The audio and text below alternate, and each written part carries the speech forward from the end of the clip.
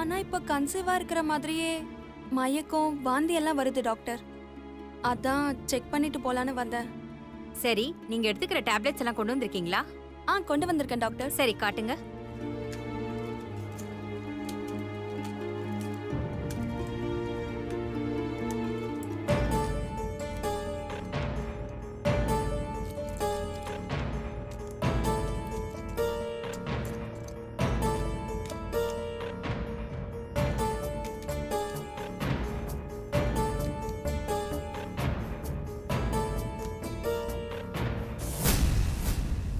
இது எதுவுமே கருவை கலைக்கிற மாத்திரை இல்லம்மா.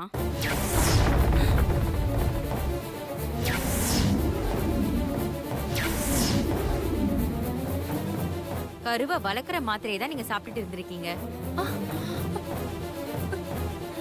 சோ நீங்க கன்ஃபார்மா பிரெக்னெண்டா இருக்கீங்க.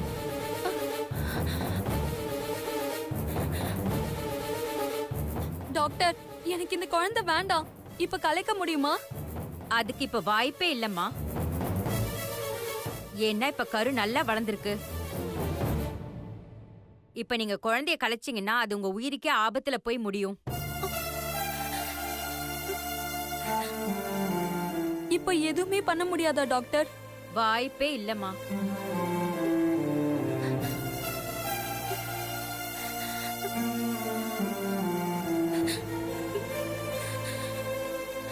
Okay doctor, thank you. Okay.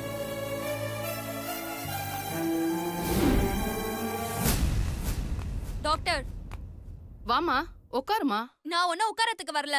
ஏன் டாக்டர் இப்படி பண்ணீங்க? நான் உங்ககிட்ட கருவை கலைக்கிறதுக்கு தானே மருந்து கேட்டேன். நீங்க ஏன் கரு வளர்றதுக்கு மருந்து கொடுத்திருக்கீங்க? எதுக்கு இப்படி பண்ணீங்க? சொல்லுங்க டாக்டர். இதுல என் மேல எந்த தப்பும் இல்லம்மா. உன் ஹஸ்பண்ட் தான் இப்படி பண்ண சொன்னாரு. வெங்கட்டா, என்ன சொல்றீங்க டாக்டர்?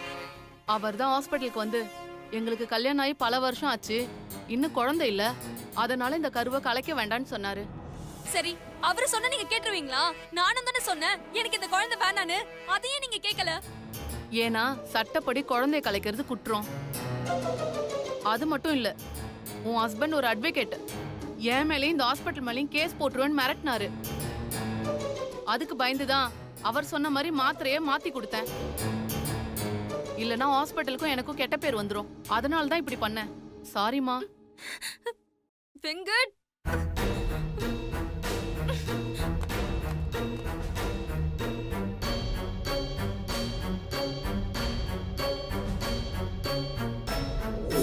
இது சுண்டல். இது உனக்காக ஸ்பெஷலா செஞ்ச பீட்ரூட் பொரியல். உனக்கு ரத்த விருத்தி கம்மியா இருக்குன்னு சொன்னல, இத சாப்பிட்டா அவ்வளவு ரத்த விருத்தி வருமா? உன் உடம்புக்கு ரொம்ப நல்லது.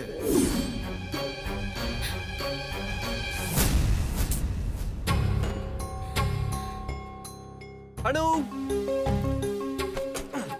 இங்க பார், நான் உனக்காக என்னெல்லாம் வாங்கிட்டு வந்திருக்கேன்னு. என்னடா இவன் இவ்வளவு பழம் வாங்கிட்டு வந்திருக்கான்னு யோசிக்கிறியா? உனக்கு உடம்புல ரத்தம் இல்ல, ரொம்ப அனிமிக்கா இருக்குன்னு டாக்டர் சொன்னாங்கன்னு என்கிட்ட சொன்னல. இந்த பழங்கள்லாம் சாப்பிட்டா உனக்கு நல்ல ரத்தம் ஊறும். இது ஒண்ணுதான் இப்ப ரொம்ப முக்கியம். ஏய் அனு, உனக்கு என்ன பைத்தியமா பிடிச்சிருக்க?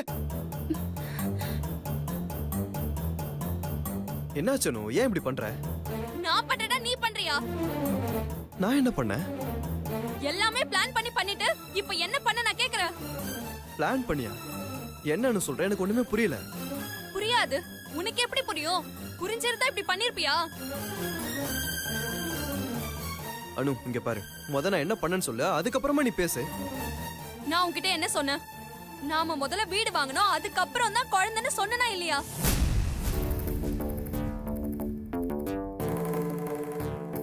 சொன்னனா இல்லையா சொல்லு. சொன்ன. அப்புறம் எதுக்கு டாக்டர் கிட்ட மாத்திரை மாத்தி கொடுக்க சொன்ன? சொல்லு வெங்கட். இது கடவுளா பார்த்து கொடுத்த உயிரணும். இதை கலைக்க உனக்கும் உரிமை இல்ல, எனக்கும் உரிமை இல்ல. அதனாலதான் நான் அந்த மாதிரி செஞ்சேன். உரிமை இருக்கிறத தாண்டி விருப்பமும் இருக்கணும். விருப்பம் இல்லைன்னா கல்யாணமே பண்ணிருக்க கூடாதானு? எனக்கு தெரியாம கருவை வளர்க்க மாத்திரை கொடுத்துட்டு இப்ப கல்யாணத்தை பத்தி பேசுறியா? நீ கூட தான் எனக்கு தெரியாம கருவை கலைக்க பார்த்த. ஆமா, ஆனா எதுக்கு? நாம முதல்ல ஒரு சொந்த வீடு வாங்கணும், அதுக்காக தானே? எனக்கு சொந்த வீடுலாம் வேணாம், எனக்கு குழந்தை தான் வேணும். ஏன் வெங்கட் உனக்கு சொன்னா புரியவே மாட்டேங்குது? உனக்கு தான் அனு புரியல. வீடு நம்ம எப்ப வேணாலும் வாங்கிக்கலாம், ஆனா குழந்தை அப்படி இல்ல அனு. அது கடவுளா நமக்கு பார்த்து கொடுக்கிற வரம். எத்தனையோ பேர் குழந்தை இல்லாம கஷ்டப்படுறாங்க தெரியுமா உனக்கு? அதே எத்தனை பேர் குழந்தைய பெத்துக்கிட்டு வளர்க்க முடியாம கஷ்டப்படுறாங்கன்னு உனக்கு தெரியுமா? சரி அனு, இப்ப நீ கடைசியா என்ன சொல்ல வர? எனக்கு இந்த குழந்தை வேணாம். எனக்கு இந்த குழந்தை வேணும் அனு.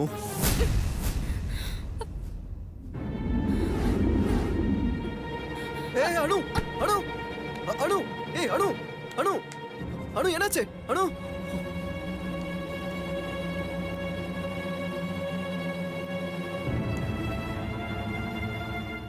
ஹலோ டாக்டர், நான் அட்வொகேட் வெங்கட் பேசுறேன். என் ஒய்ஃப் திடீர்னு மயக்கம் போட்டு விழுந்துட்டாங்க. கொஞ்சம் வீடு வரைக்கும் வர முடியுமா? சரி உடனே வரேன். Okay, thank you doctor. அனு, அனு.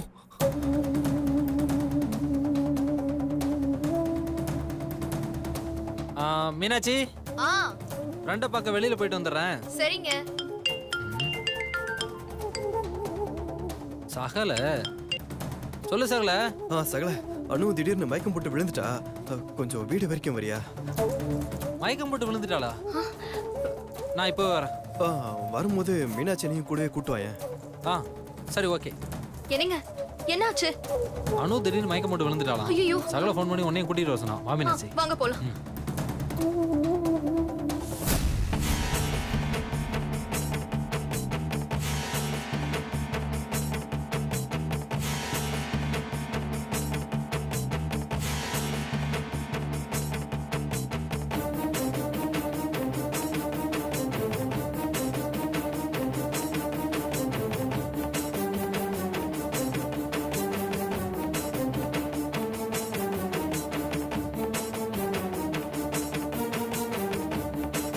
ஹாய் சிவா.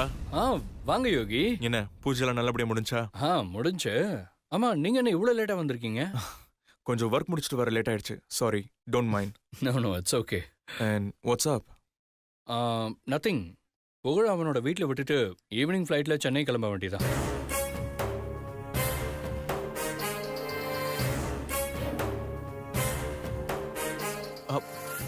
ஐயோ சிவா, எதுக்கு சிவா உங்களுக்கு வீண் அலைச்சல்?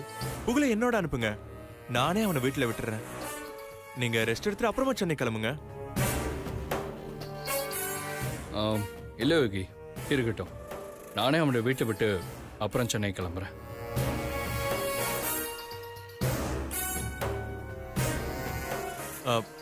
புகழ், நீ அங்கிள் கூட வரியா? இல்ல, நான் மில்கிமேன் கூட தான் போவேன்.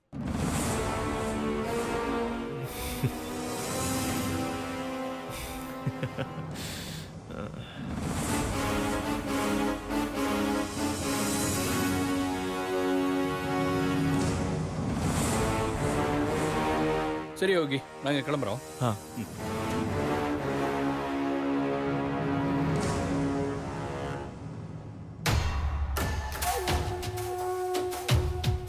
சிவா புகழை ட்ராப் பண்றதுக்காக சக்தி வீட்டுக்கு மட்டும் போயிட்டானா, நான் இவ்வளோ தூரம் கஷ்டப்பட்டது எல்லாமே வீணாயிடும். இப்ப என்ன பண்றது?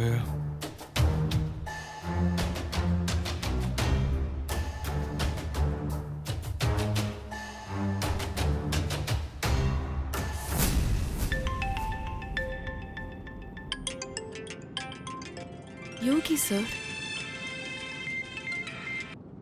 Hello sir. சக்தி, எங்க இருக்கீங்க? சார், நான் டிரைவிங்ல இருக்கேன் சார். ஏன் சார்? ஒன்றும் இல்லை, நான் இங்கே புண்ணியம்மன் கோயிலுக்கு வந்தேன். அங்கே நான் சிவாவை மீட் பண்ணேன்.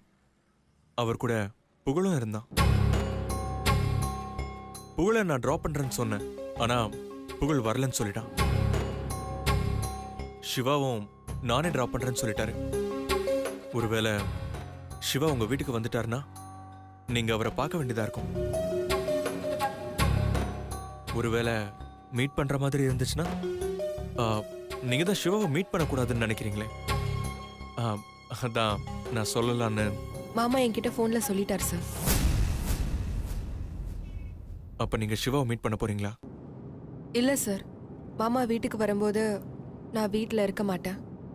மகி வீட்டில் இருந்து சமாளிச்சுப்பா. ஓ ஓகே சக்தி. நீங்க அவர் கூட பேசினது எனக்கு தெரியாதுல்ல. ஒருவேளை ஆ, சிவா உங்க வீட்டுக்கு வந்துட்டாருன்னா ஏன் முன்னாடியே சொல்லியிருக்க கூடாதான்னு நீங்க கேட்டுட்டீங்கன்னா அதான் உங்களுக்கு ஃபோன் பண்ணி இன்ஃபார்ம் பண்ணலான்னு கால் பண்ணேன். Thank you sir. என் மேலே இவ்வளோ அக்கறையாக இருக்கிறத நினச்சா எனக்கு ரொம்ப சந்தோஷமா இருக்கு. இது அக்கறை மட்டும் இல்ல சக்தி, காதலும் கூட. Hello sir. ஆ? நான் ஃபோனை வச்சுட்டோமா சார்? ஆ ஓகே சக்தி. Okay sir. ம்.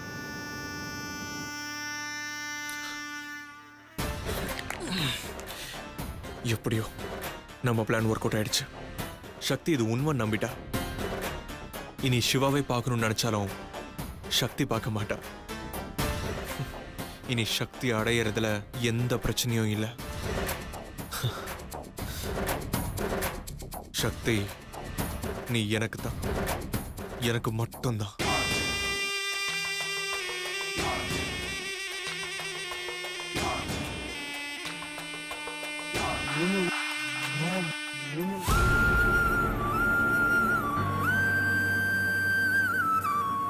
மாமா புகழ வீட்டில் விட்டுட்டு போனதுக்கு அப்புறமா நாம வீட்டுக்கு போவோம்.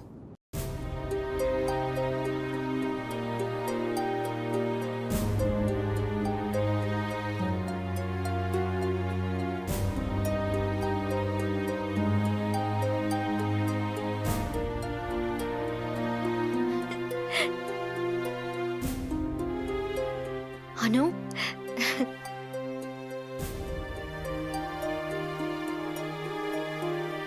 எக்ஸ்கியூஸ் மீ, கொஞ்சம்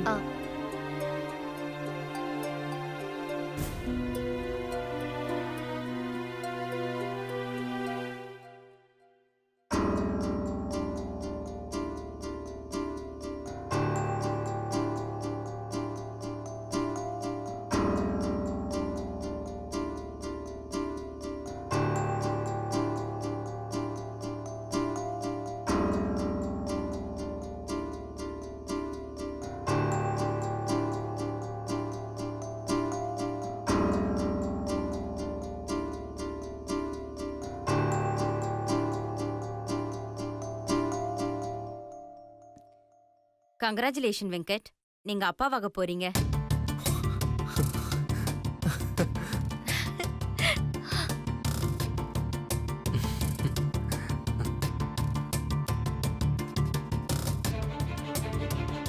சகல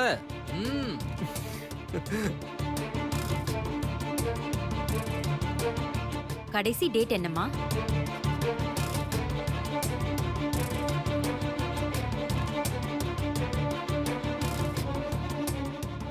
months ஆச்சு டாக்டர். அப்போ இது உனக்கு 3வது மாசம்னு சொல்லு.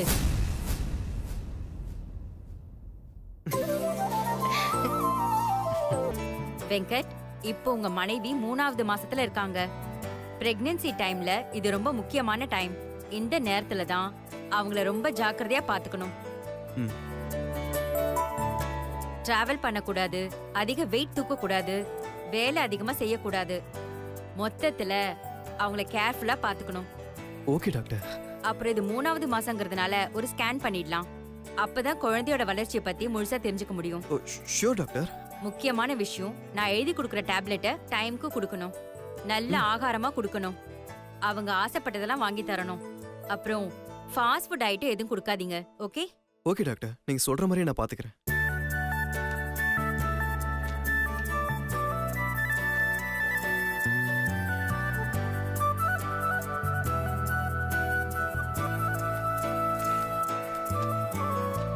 இந்த டேப்லெட்ஸை மறக்காம கொடுத்துருங்க. Sure doctor.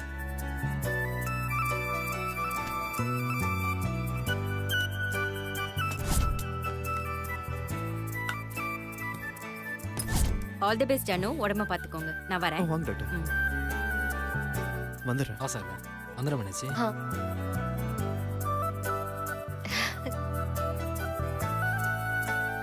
ஹேய், ரொம்ப நாள் கழிச்சு நம்ம வீட்ல இப்பதான் ஒரு நல்ல விஷயம் நடந்திருக்கு.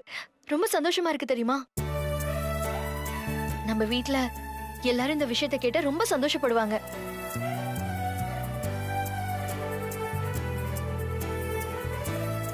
ஆமாக்கா, சக்தி இருந்திருந்தா நல்லா இருந்திருக்கும். அவளால தான் எனக்கு இந்த லைஃபே கிடைச்சது. இந்த நேரத்துல நான் அவளை ரொம்ப மிஸ் பண்றேன்க்கா. அனு, இந்த மாதிரி நேரத்துல எல்லாம் ஃபீல் பண்ணக்கூடாது. சந்தோஷமா இருக்கணும். சக்தி நம்ம கூட தான் இருக்கா. அவ எங்கேயுமே போகல. அவ உன் வயித்துல குழந்தைய கூட வந்து பொறுப்பான்ல. கவலையே படாத. என்ன சரியா? அக்காவும் தங்கச்சி ரகசியம் பேச ஆரம்பிச்சிட்டீங்க போல. இது பொம்பளைங்க விஷயம். மேடை போட்ட பேசிட்டு இருப்பாங்க, ரகசியமா தான் பேசுவாங்க. சகல ஆ? கேட்டியா? இது பொம்பளைங்க விஷயமா, நமக்கெல்லாம் தெரியக்கூடாதான்.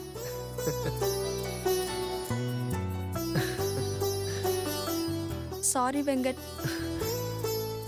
இத்தனை நாளா குழந்தை வேணான்னு சொல்லிட்டு இருந்தேன். குழந்தையோட அருமை தெரியாம இருந்தேன். ஆனா இப்போ என் வயித்துல ஒரு குழந்தை வளருது.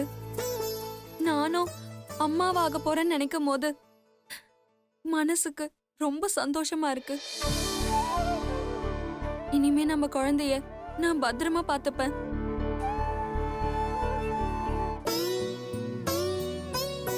சகல, பெண்கள் அவ்வளவுதான் சகல. பெண்களை புரிஞ்சுக்கிறது ரொம்ப கஷ்டமா தான் தெரியும்.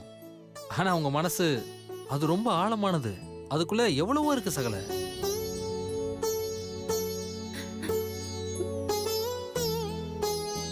ஆனா நிறைய பேசுவாங்க. ஆனா அவங்க எதிர்பார்க்கறது ரொம்ப சிம்பிளான விஷயம்தான். தான் புருஷன், தான் குழந்தை, அவங்க கிட்ட இருந்து கிடைக்கிற அன்பு, அவ்வளவுதான் சகல.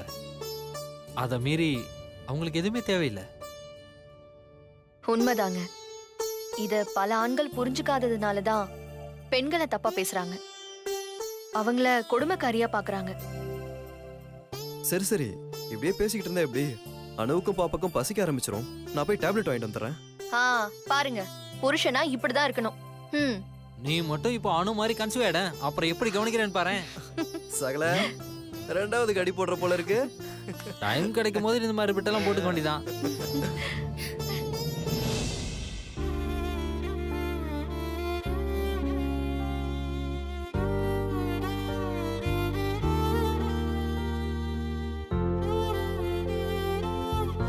நான் அவருக்கு ஒரு மனைவியா எந்த குறையும் வைக்கல சக்தி. அவரும் ஒரு புருஷனா எனக்கு எந்த குறையும் வைக்கல. அதுக்கு அடையாளமா நான் சொன்னல, என் வயித்துல கரு வளருது.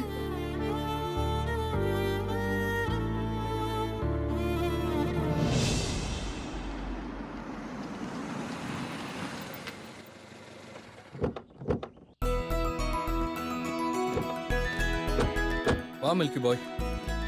மில்கி மேன், இந்த ரெஸ்டாரண்ட் எனக்கு ரொம்ப பிடிச்ச ரெஸ்டாரண்ட். நானும் எங்க அம்மாவும் அடிக்கடி இங்க தான் வருவோம். ஓ அப்படியா?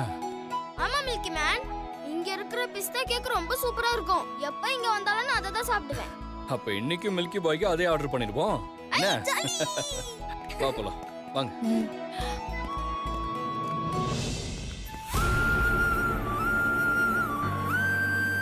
மில்கி பாய், உங்க அம்மா உனக்கு அவ்வளவு பிடிக்குமா? ஆமா மில்கி மேன், எங்க அம்மா ரொம்ப நல்லவங்க. உங்கள மாதிரியே தான் அவங்களும். நானும் அம்மாவுக்கு உயிர். எனக்காக தான் அம்மா வாழ்றாங்க மில்கி மேன். இப்ப மட்டும் அம்மா இங்க இருந்தா எவ்வளவு நல்லா இருக்கும். இங்கேயே அம்மாவையும் மில்கி மேனையும் மீட் பண்ண வச்சு அவங்க கல்யாணத்தை பத்தி பேச வச்சிடலாம்.